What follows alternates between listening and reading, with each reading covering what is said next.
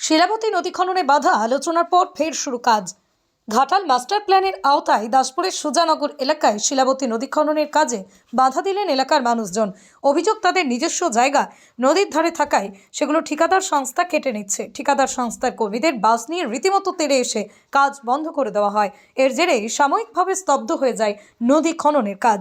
খবর পেয়ে দ্রুত ঘটনাস্থলে পৌঁছন ঘাটাল মাস্টার প্ল্যানের জেলা মনিটরিং কমিটির সদস্য সুজিত ব্যানার্জি। তার সঙ্গে উপস্থিত ছিলেন একাধিক প্রশাসনিক পদাধিকারীও। দীর্ঘক্ষণ ধরেই এলাকার মানুষজনের সঙ্গে আলোচনা হয়। আলোচনায় স্থানীয়ভাবে বিভিন্ন অভিযোগ, আশঙ্কার কথা শোনা হয়। পরে মনিটরিং কমিটির সদস্য সুজিত ব্যানার্জির আশ্বাসে পরিস্থিতি ধীরে ধীরে স্বাভাবিক হয়।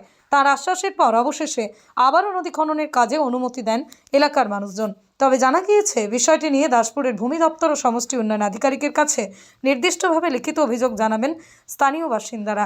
প্রশাসনের পক্ষ থেকে বিষয়টি খতিয়ে দেখার আশ্বাস দেওয়া হয়েছে।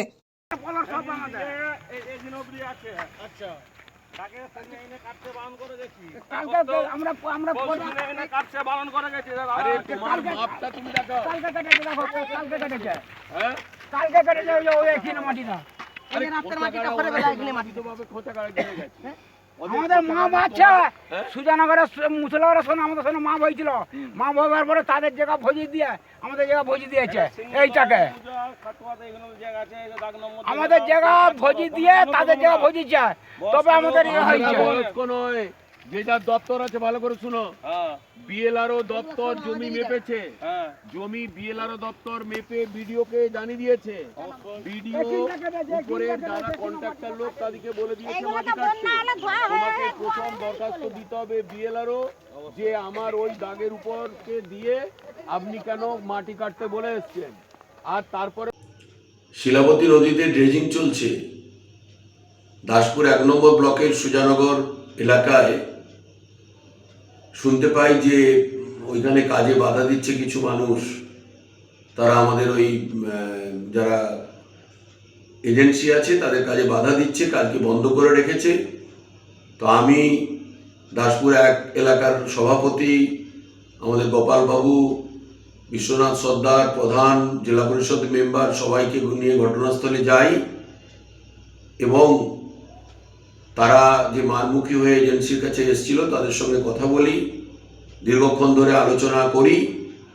আলোচনা করার পরে তাদেরকে আশ্বস্ত করি যে সরকার, আমাদের সরকার এবং আমাদের মুখ্যমন্ত্রী মমতা ব্যানার্জি কোনো রকমেই জোর করে কারো জমি নেবে না। যদি আপনাদের কোনো জমি জায়গা এখানে পড়ে তাহলে আপনাদের সঙ্গে কথা বলবে আমাদের ডিপার্টমেন্টের লোকেরা।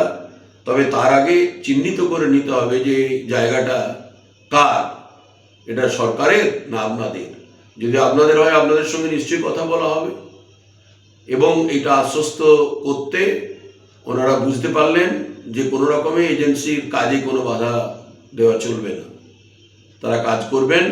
আমাদের আরআই দপ্তর আছে, বিএলআরও দপ্তর আছে এবং বিডিও সাহেব আছেন, এসডিও সাহেব আছেন। প্রয়োজনে আপনারা আপনাদের রেকর্ড, নাম মানে আবেদন সহ আপনারা সেখানে জমা করুন। এরপরে তারা চলে যায় এবং আমাদের ওই কাজটা খনন শুরু হয়, নাহলে তারা দীর্ঘক্ষণ ধরে কাজটাকে বন্ধ রেখেছিল।